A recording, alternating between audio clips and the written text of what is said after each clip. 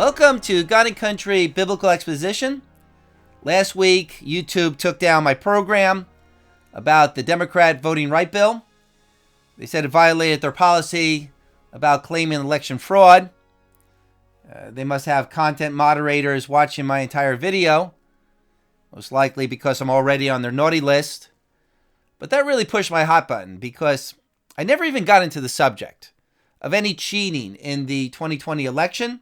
The only thing I mentioned was that Dinesh D'Souza is coming out with a documentary next month called 2,000 Mules, which just shares evidence from state investigators captured on video and phone records of political operators stuffing ballot boxes. Now, surely YouTube is not censoring even the mention of legitimate documentaries. See, the issue with these social media platforms is that it's no longer about whether or not you're telling the truth, but what might be the outcome of your free speech. For example, in regard to COVID policy, it's not about whether you're telling the truth. It's about whether one is creating vaccine hesitancy. And this is becoming the same mindset when it comes to elections. It's not about whether you're telling the truth.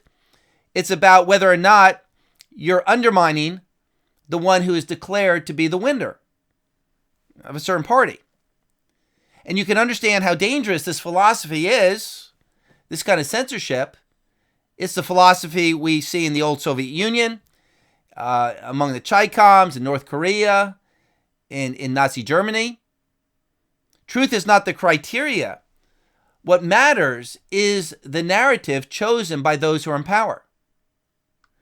The governor of Washington State, Jay Inslee, a Democrat, of course, is pushing a new law that makes it illegal to criticize election results. I mean, such a law would secure permanent protection for those who cheat in an election. And it would legalize the persecution of political opponents by those in power. So what is Jay Inslee thinking? Well, not about constitutional rights of free speech, but he has a mindset of authoritarianism. He has got the mindset of a despot. I don't even understand how the voters in Washington State could even vote for that man. Well, the big surprise was that after filing an appeal with YouTube, after 2 days, they restored my video and they took me off suspension. So someone there has some common sense. Well, in this week's program, I'd like to discuss a very important story that's not being discussed in the media about the January 6th protesters in Washington, D.C., being held without bail, without trial, being called domestic terrorists for participating in the January 6th rally. These are political prisoners in the United States. And in regard to those who are in prison, the Bible tells us in Hebrews chapter 13, verse 3, remember the prisoners as those in prison with them, and those who are ill-treated, since you yourselves are also in the body. Now, the phrase, you are also in the body, is a call to solidarity. Since we also know what it's like to be cold and hungry and lonely in our earthly experience in these fleshly bodies, we should also understand what these men are going through. Even more convicting is Jesus' words in Matthew 25, I was in prison and you visited me. That's why today's program is about this story. We need to get the word out.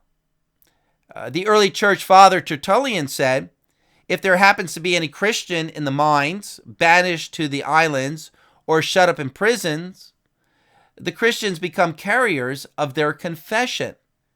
In other words, other Christians need to speak up for these bound prisoners. We must become their voice. We must let their situation be known to the public, especially since the news media, because of leftist ideology, is not reporting on the story. We know that if those in prison were protesters for some leftist cause, the media would be reporting on these imprisonments every night. So what was the January 6th rally all about? When I was there, I was interviewed by a New York Times reporter. I didn't give her my name. And I explained to her that these people aren't here to overturn the election.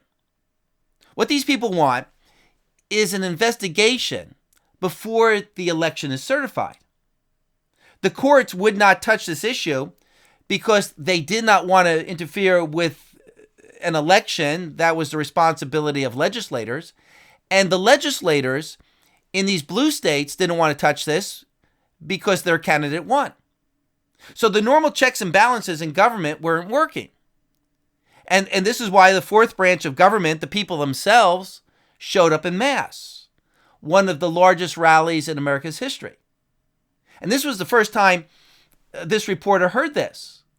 She was completely unaware of all the arguments and the evidence because she was living in a leftist media bubble. What we now have been hearing in the media about these people being violent extremists who are plotting an insurrection against the government is a false leftist slant on the story.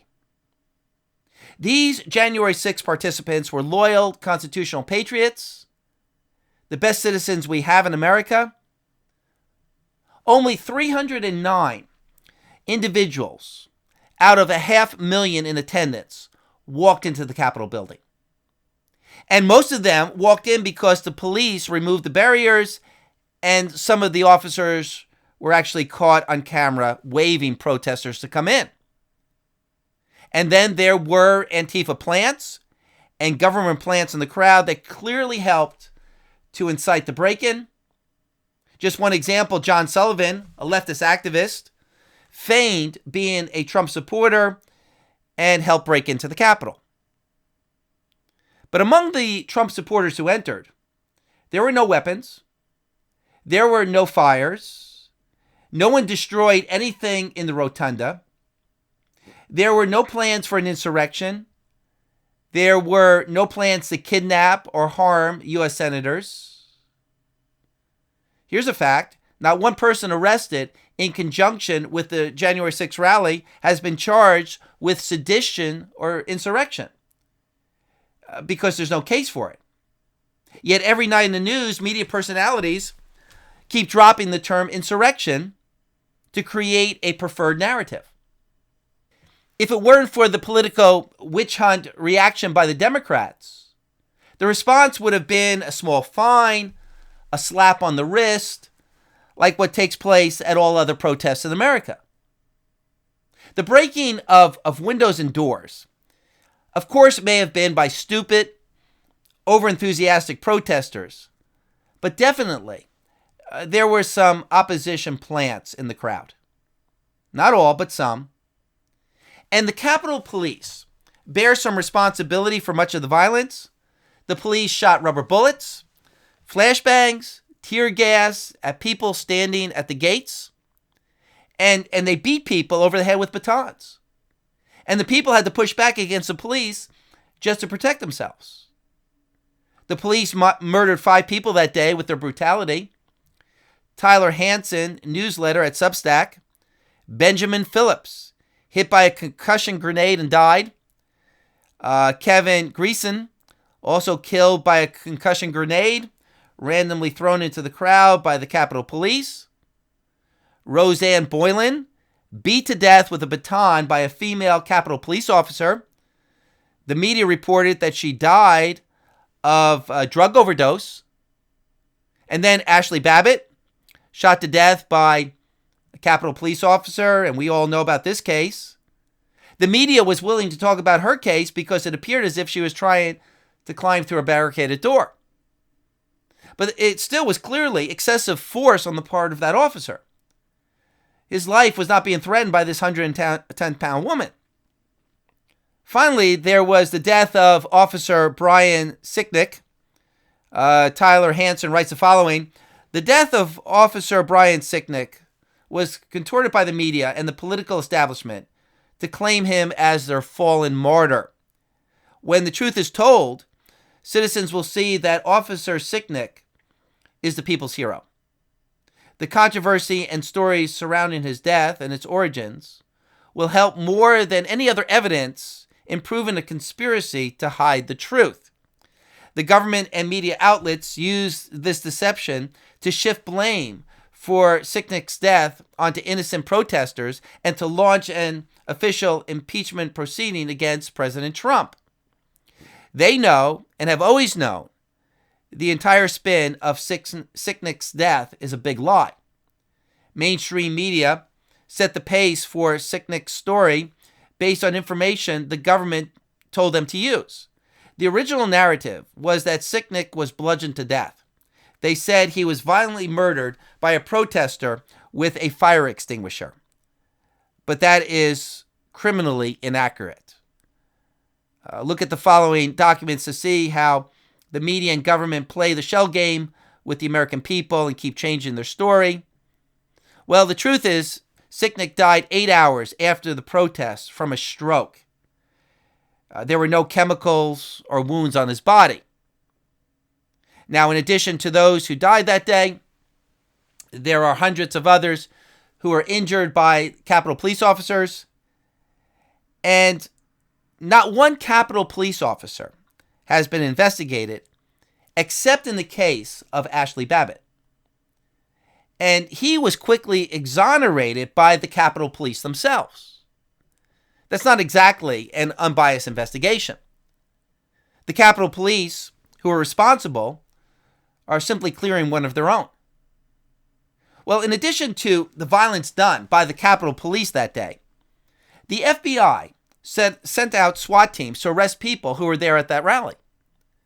And there were hundreds of reports in alternative media about how these agents broke all legal protocol in arresting these suspects. The Hollywood actor Nick Searcy put out a documentary interviewing some of these cases. The documentary is called Capital Punishment. That's capital with an O, not an A. In the documentary, there is the testimony of two grandmothers, Laureen and Maureen.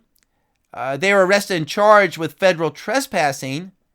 And their testimony was that the guards waved them to go in, and they wanted to go in and see what the rotunda looked like. They even asked a Capitol Police officer if he was upset with them being there, and he shook his head no.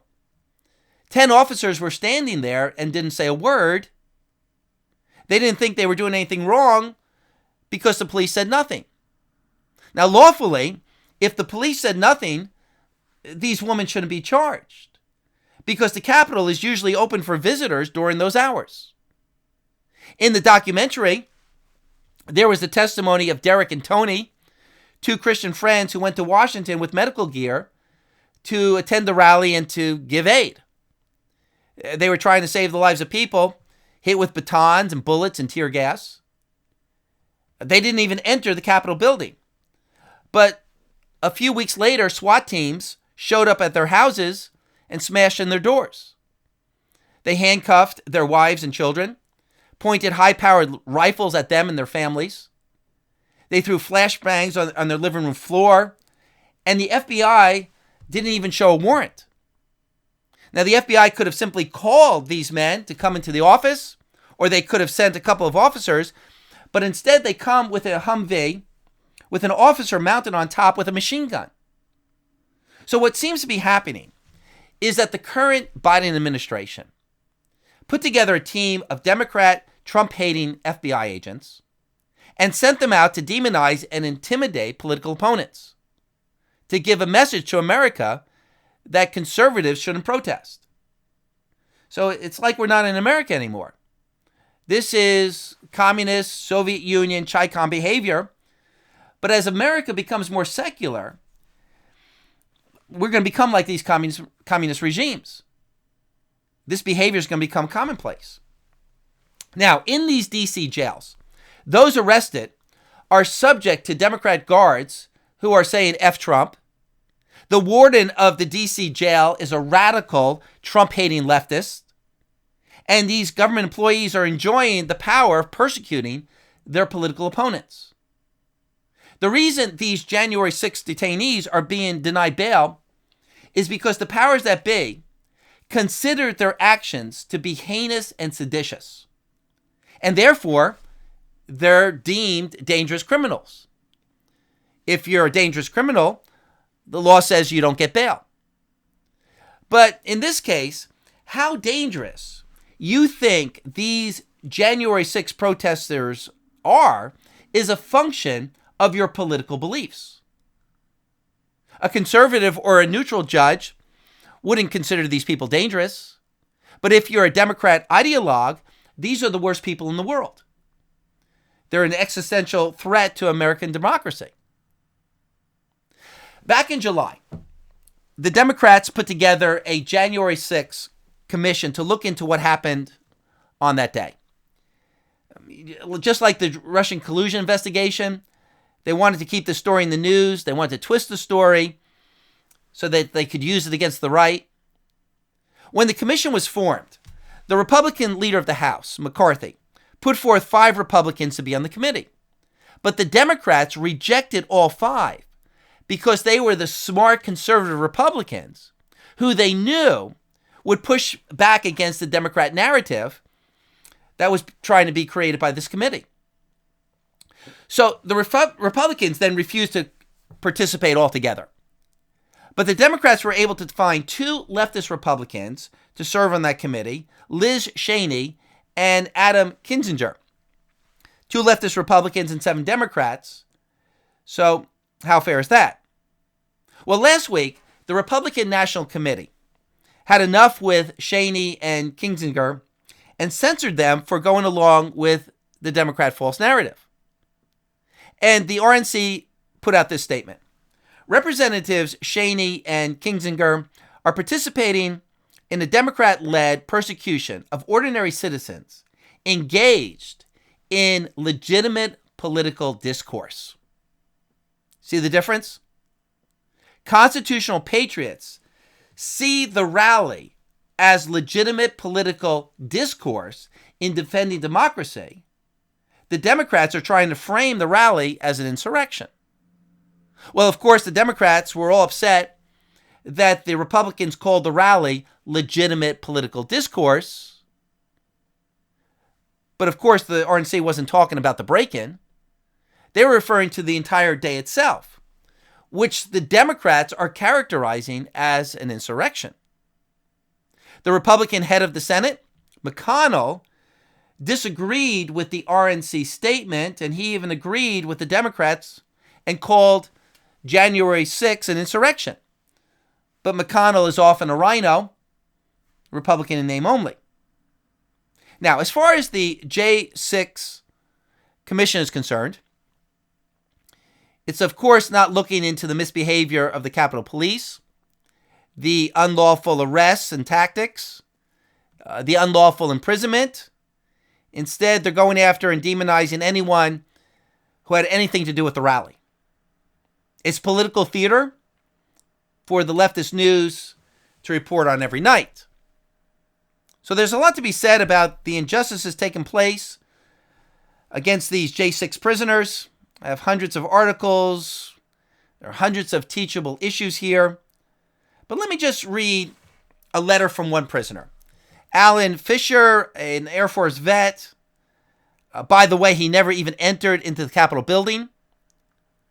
He writes this.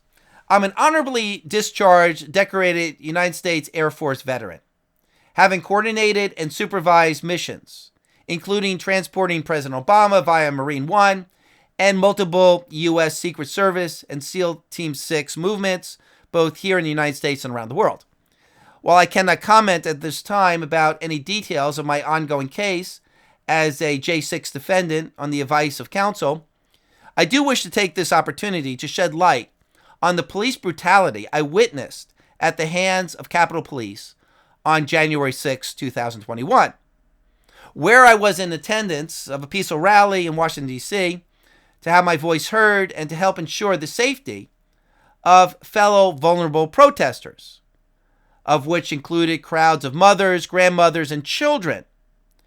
This brutality included the use of both lethal and non-lethal force against patriotic, flag-waving Americans. Within the first minutes of the protest, we found ourselves under the assault of a barrage of flashbang grenades, rubber bullets, chemical weapons, and other potentially deadly or dangerous projectiles via what was assumed to be the hands of Capitol Police. This peaceful attempt to exercise First Amendment rights quickly transformed into what resembled war zones I had seen as a combat veteran.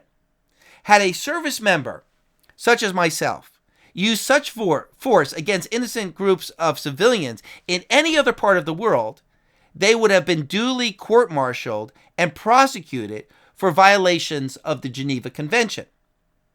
I wish to continue bearing witness to the events on that fateful day, including violent beatings and the witnessing of multiple murders, including one man pushed off a wall to his death, and a female victim whose body I saw beaten until lifeless, both by what appeared to be Capitol Police officers.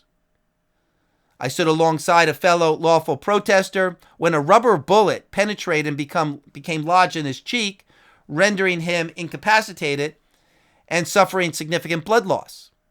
As a trained DoD combat casualty care instructor, I instinctively began to triage this unprovoked attack. Unfortunately, this would not be the only injured protester who would require my assistance that day. Let me state for the record that I was there on January 6th in attendance of this peaceful protest, not only to have my voice heard, but to ensure the safety and prevent injury of fellow peaceful protesters by nefarious actors such as the violent communist terrorist group Antifa, who prey on, assault, and murder law-abiding citizens for attempting to exercise their God-given right to freedom of speech and assembly.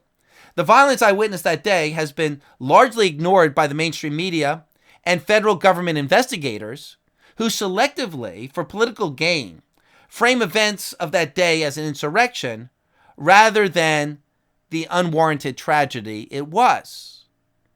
Everything alleged in the statement can be confirmed without question by countless hours of video evidence in possession of the aforementioned government prosecutors and federal investigators. I, along with hundreds of protesters from that day, are currently the victims of both a weaponized federal justice system and corresponding biased media coverage. As non-convicted political prisoners, we are being denied basic constitutional rights, such as detention without bond, unnecessary delays in court hearings, secured access to legal counsel, and protection from cruel and unusual inhumane punishment.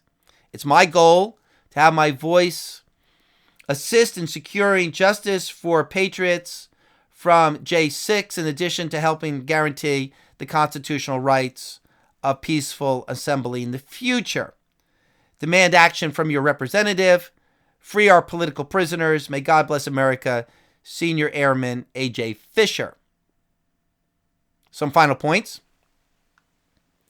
Notice what makes America America. America has First Amendment rights of speech, rights of assembly, and the right to petition our government in redress of grievances. And the main job of police, the main emphasis, is to protect that right, not to indiscriminately fire into the crowd.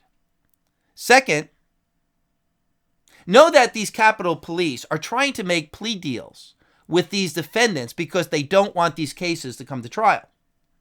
Because if they come before a jury, evidence of police brutality is going to come out.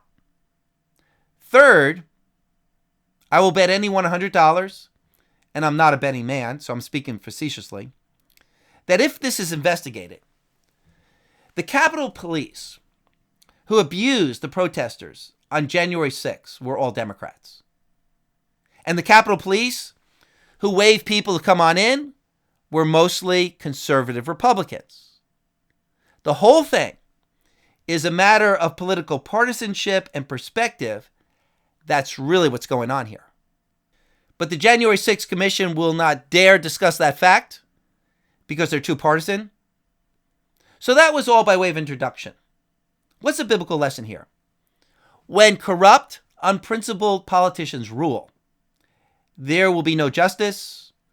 Like in these communist countries, law enforcement is used against political opponents. Proverbs chapter 29 verse 2. When the righteous increase, the people rejoice, but when a wicked man rules, people groan. Proverbs 28:12. When the righteous triumph, there is great glory, but when wicked men rise, men hide themselves. When bullies rule, when good people are persecuted, it brings forth a righteous indignation among God's people. Reading these accounts makes my blood boil. We would all love to see the swift justice of God. And so that's what I'd like to address. What God's doing in all this. Where is the God of justice?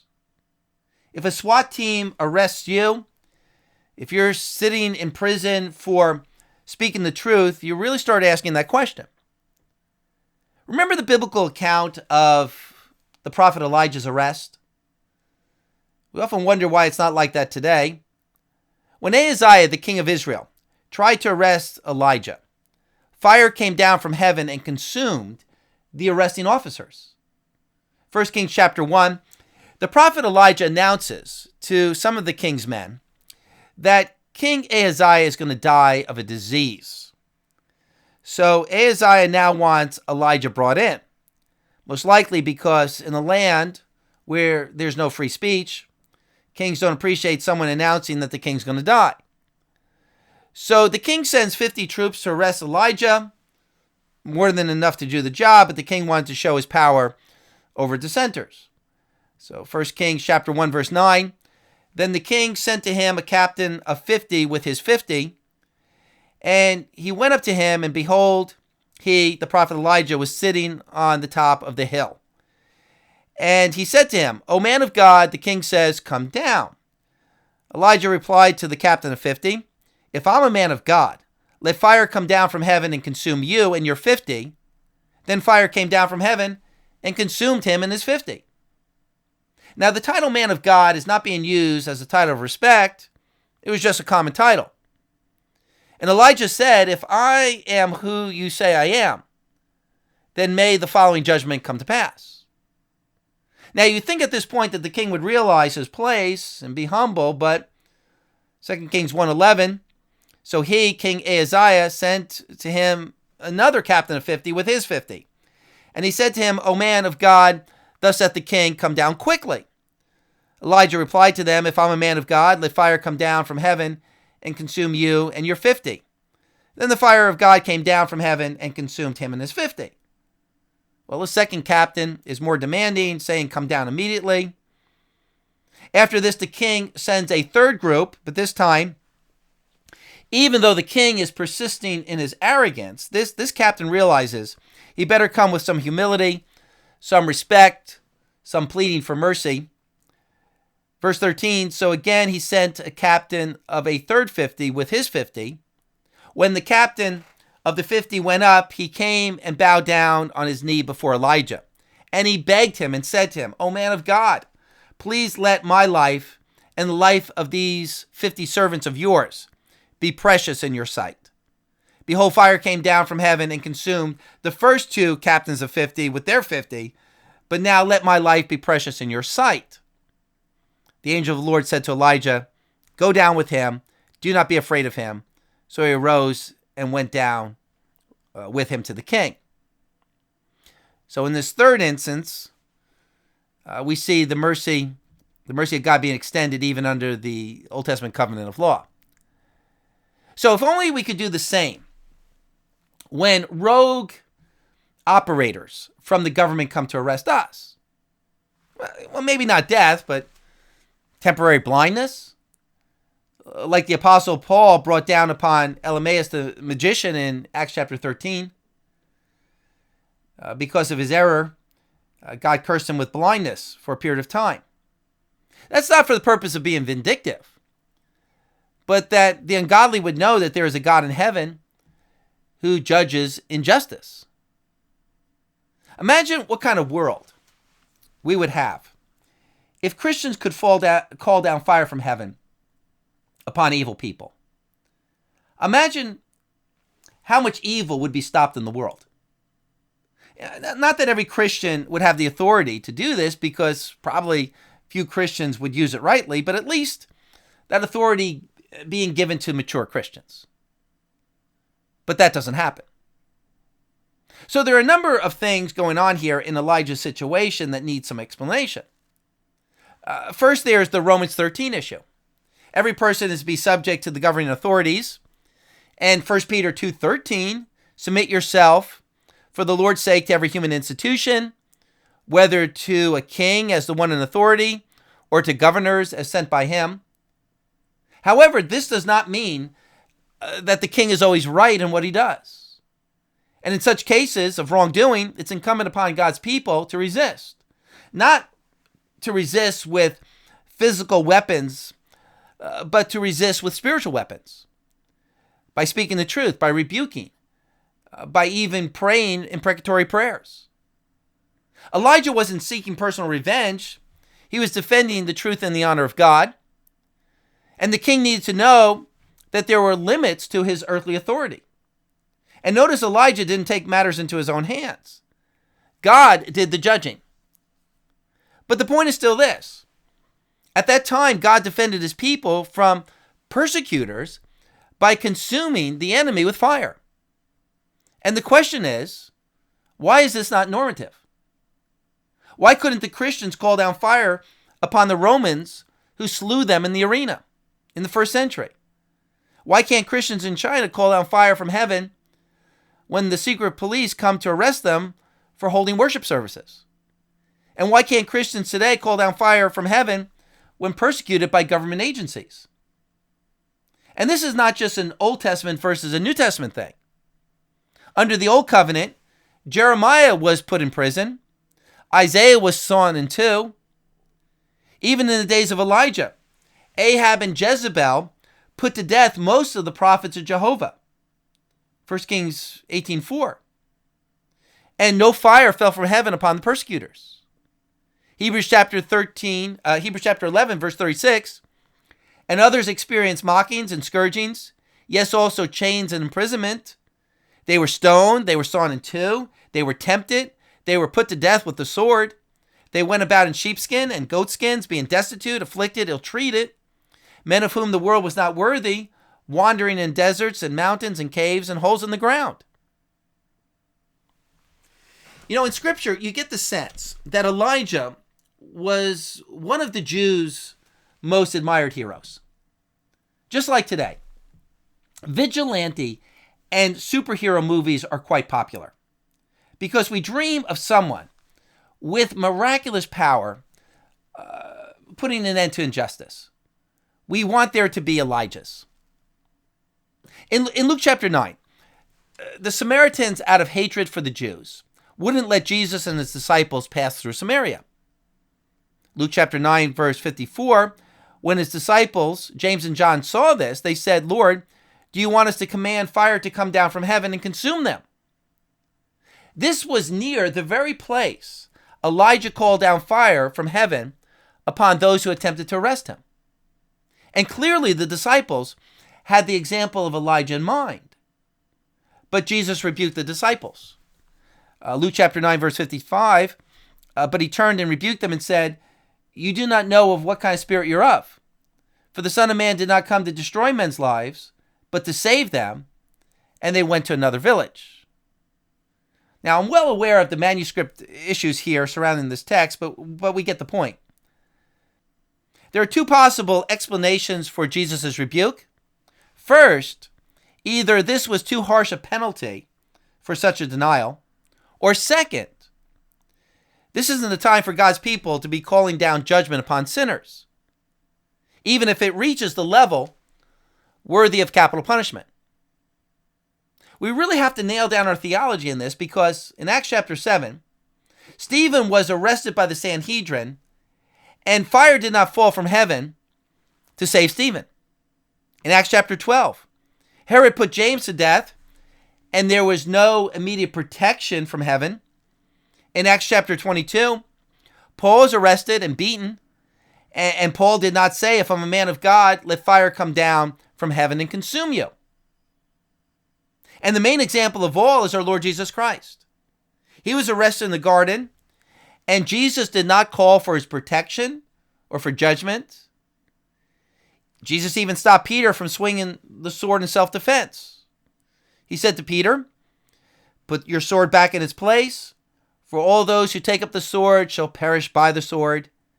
Or do you think that I cannot appeal to my Father, and he will at once put at my disposal more than 12 legions of angels?" Jesus was teaching in this that God is perfectly capable of stopping all evil immediately, but God has some other purpose in mind, in the will of God. And in Jesus' case, that purpose was letting evil men expose what's truly in their hearts, so they would crucify Jesus and so he could become the sinless sacrifice for our sins. Now, for the Christian, when deliverance doesn't come for us immediately, there is also a deeper spiritual purpose. Certainly, there must be a different purpose or a different administration of God between the work of God in the days of Elijah and the work of God in Jesus' day and in the days of the early church and even our own day. And to further confirm this, that there are different administrations of God, we have in Revelation chapter 11, where the prophecy is that in the apocalypse, in the future, we will see two prophets who will be able to call down fire from heaven. And this further fulfills the prophecy of Malachi chapter 4, verse 5.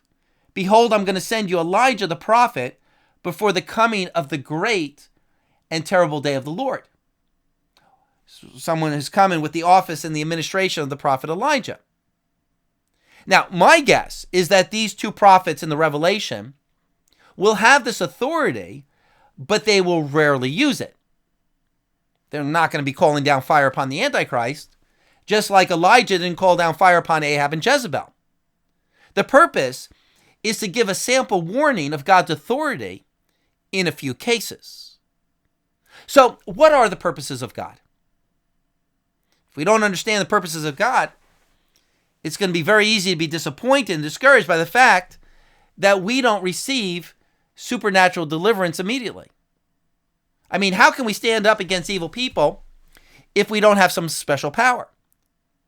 Ecclesiastes chapter 4, verse 1. "Then I looked again at all the acts of oppression which were being done under the sun.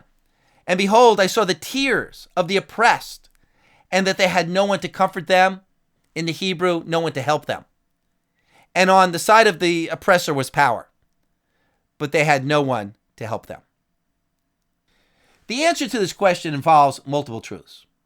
First, realize that those who are persecuted for righteousness' sake, when they suffer unjustly, they win the culture in regard to moral authority. As Tertullian wrote, "The blood of the saints is the seed of the church." The more they persecute us, the more the church grows. The more they persecute us, the more the message is communicated that the state is evil. The state has shown itself to be evil, and thereby undermining its own legitimacy with the people, something that the state cannot afford to lose. By persecuting the righteous, the state is hurting itself more than it's hurting those it persecutes. And this is why Paul would write that in his imprisonment, though it was not a righteous thing, God used it to grow and strengthen the church and to increase evangelism. Philippians chapter 1, verse 12, "I want you to know, brethren, that my circumstances have turned out for the greater progress of the gospel, so that my imprisonment in the cause of Christ has become well known throughout the whole Praetorian Guard and to everyone else." Now, this is counterintuitive because we think we can get change and results by intimidation and violence. The squeaky wheel gets the oil. Politicians only seem to listen when we threaten them with pitchforks and lanterns. But when we have the power to judge our persecutors, we may gain some immediate justice, but we lose what we may call, for lack of a better term, moral authority. And throughout history, the persecuted righteous always won the hearts and minds of the people. Take 9/11, for example. Those Islamists who flew planes into those buildings did more to defeat Islam than any invasions by Western nations. Back in 2000, given all of the immorality in the West, Islam was looking quite appealing to the moral conservative crowd. Because while Western nations were abandoning the duty of the state to stop immorality, Islamic countries still believed that it was the responsibility of the state to impose some of God's natural law. For sure, it was the devil's legalism, but it was fooling a lot of Westerners who were getting tired of living in Sodom and Gomorrah. But Islam showed its hand by killing 2,000 innocent non-combatants on 9/11, and Islam lost all moral authority as a religion. In the providence of God, the religion of Islam is now dying. The J6 prisoners, by sitting in prison, must realize that they're doing more for their country and the cause of righteousness than if they had never been arrested in the first place. Yes, it's a life disruption.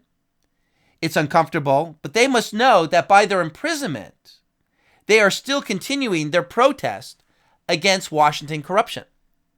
A protest that authorities don't see or understand, but one that is far more effective than just that one-day rally on January 6th. History will vindicate these J6 prisoners and teach a valuable lesson about government corruption for ages to come. Now, I'm not talking about that very small group of those who broke windows and doors, but those who are standing up for honest elections. Another good outcome from the January 6th arrest is that it has become God's warning to his people not to engage in violence in future protests. And to watch out for opposition plants in the crowd. The bad actors, the plants on January 6th meant it for evil, to discredit the conservative movement, but God meant it for good. Because the whole event likely is preventing the real possibility of violence at future conservative rallies. And furthermore, think about this. The left's reaction to January 6th is going to come back to haunt them. Because what can they do someday when there's an election outcome that they don't like? One in which they believe the election was stolen. They have already set up a precedent that they have to accept election results without protest. They can't do sit-ins, break-ins, disruptions like the left did in the 1960s. The left is on record saying that anyone who disagrees with the results and breaks the law is a domestic terrorist and must be prosecuted to the fullest extent of the law. They can't complain if their protesters have to sit in jail without bail. Now you say, well, the left is not going to care. They're still going to practice a double standard. Well, sure, but common sense people will not be as fooled by their justifications. So the point I'm making is that God has some very good reasons why he lets his people be led as sheep to the slaughter. That's Psalm 44:22. That's also again quoted in Romans chapter 8, verse 36, because it's such a part of the Christian life. Being persecuted for righteousness' sake, by being in prison, we're establishing a testimony for God. We're exposing the evil of this world, the evil of those who hate God and his law. And this testimony draws into the kingdom the meek of this world who are seeking to be part of those who are of the truth. Our persecution is God's megaphone to this world. This is why the administration of Elijah is not normative. God only sends fire upon the enemies of the Lord to establish that he's able to judge the wicked at any time. But in most cases, God wants to show the evil of the world against his people, and God wants to show the faith of his people. And that brings me to the next truth. Part of God's plan is to test our faith, to give us the opportunity to stand for God, even if it means our very lives. It's 1 Peter chapter 1, verse 6. In this you greatly rejoice, even though now for a little while, if necessary, you have been distressed by various trials, so that the proof of your faith, being more precious than gold which is perishable, even though tested by fire, may be found to result in praise and glory and honor at the revelation of Jesus Christ. When we're persecuted for righteousness' sake, it has a sanctifying effect upon us. Our priorities are set straight, and we're tested by God, and we're building up for ourselves rewards in heaven. Persecution is God's way to reward us. Matthew chapter 5, verse 10. Blessed are those who have been persecuted for the sake of righteousness, for theirs is the kingdom of heaven. Blessed are you when people insult you and persecute you and falsely say all kinds of evil against you because of me. I was recently listening to a piece by Andrew Klavan about how conservatives need to have a moral vision because the left has a moral vision. It's a wrong moral vision, but they have a moral vision. So the right also needs to communicate the end goal, the reason for our cause. Proverbs 29:18, where there is no vision, the people perish. And there are some conservatives who put forth the moral vision that the goal of the conservative movement is to save America. But that is not the moral vision I'm trying to communicate to God's people. Our moral vision is Revelation chapter 12, verse 11.